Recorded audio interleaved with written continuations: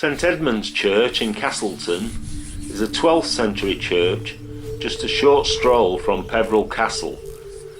St Edmund's was probably built by William the Conqueror's illegitimate son William Peveril, who also began the castle.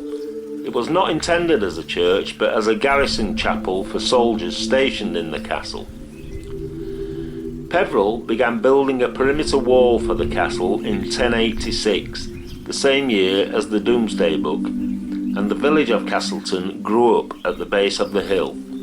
So it seems very likely that the church dates to around the last decade of the 11th century or the first decade of the 12th century.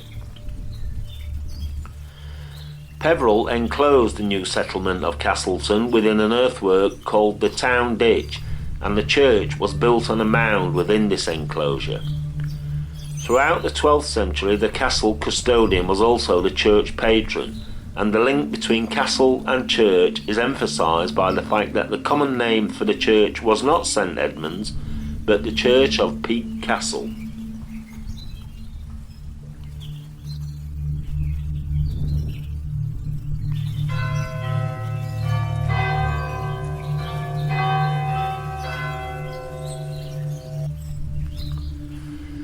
Henry III gave both castle and church to his son and heir Prince Edward, who granted them to the Abbey of Durnhall. The story goes that Edward had been on a crusade, and when his ship was in danger from a storm, he vowed that if he was spared, he would give estates to the church. Castleton was the fulfilment of that vow. Edward I later transferred Castleton to Vale Royal Abbey in Cheshire.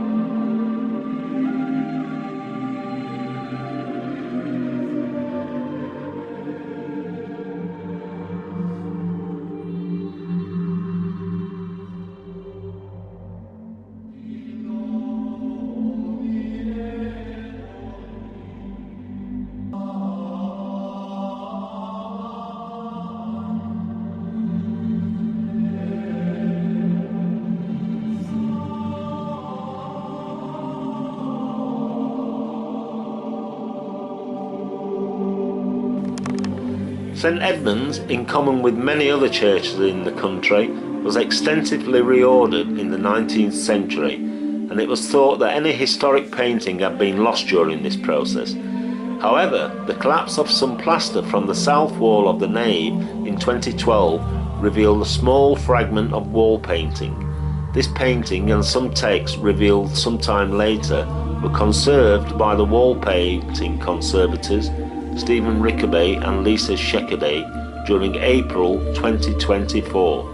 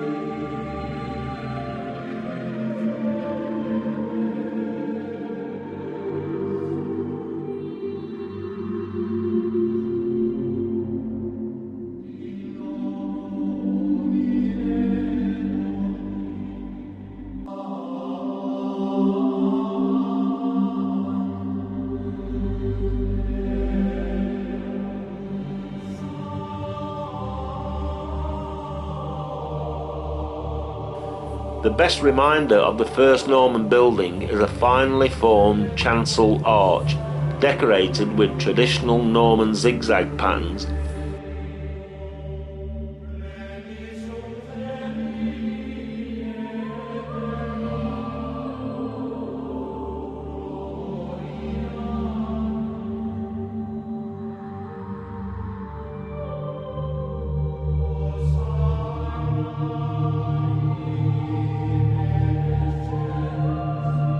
Unusually placed at the west end of the chancel is a simple Norman font.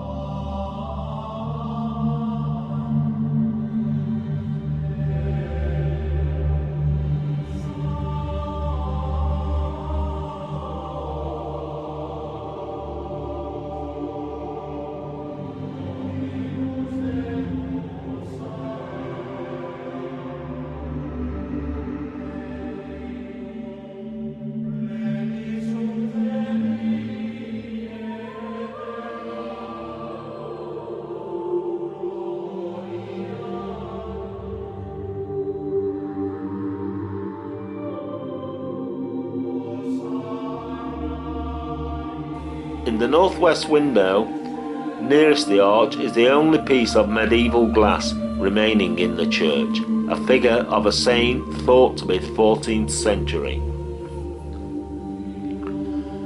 The striking nave roof, decorated with bosses bearing the portcullis symbol of the Duchy of Lancaster, dates to the 18th century.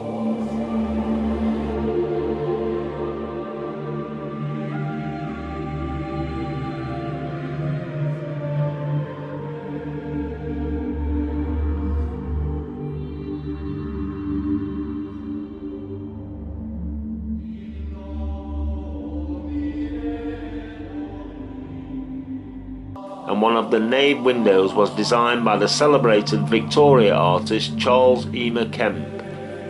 Look for Kemp's trademark wheat sheaf symbol superimposed on a black tower in memory of his nephew, whose last name was Tower.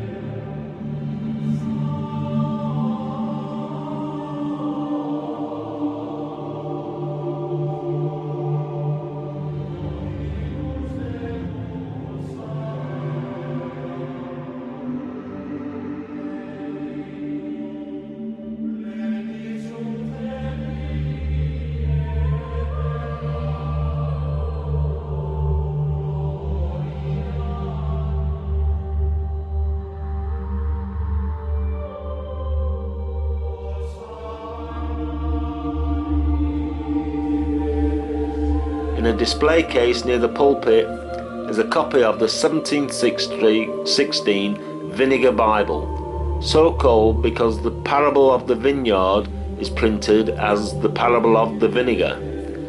In the same display case is a much older book, a 1609 copy of the 1579 Breacher's Bible. This version of the Bible gained its unwelcome name when the translators mistakenly translated Genesis 3:7 as, "And they sewed fig tree leaves together and made themselves breeches." In later editions, the word breeches was replaced by aprons, as breeches was considered a bit rude.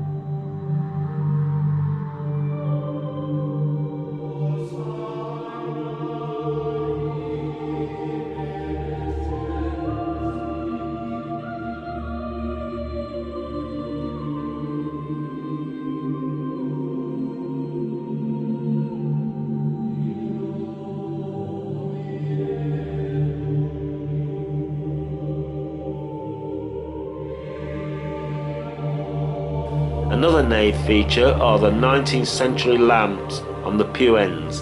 The lamps were made to hold oil and converted to electricity in 1964.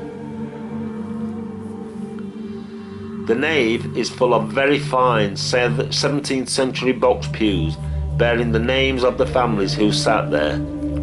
On the wall is a funeral hatchment for a member of the Ferron family.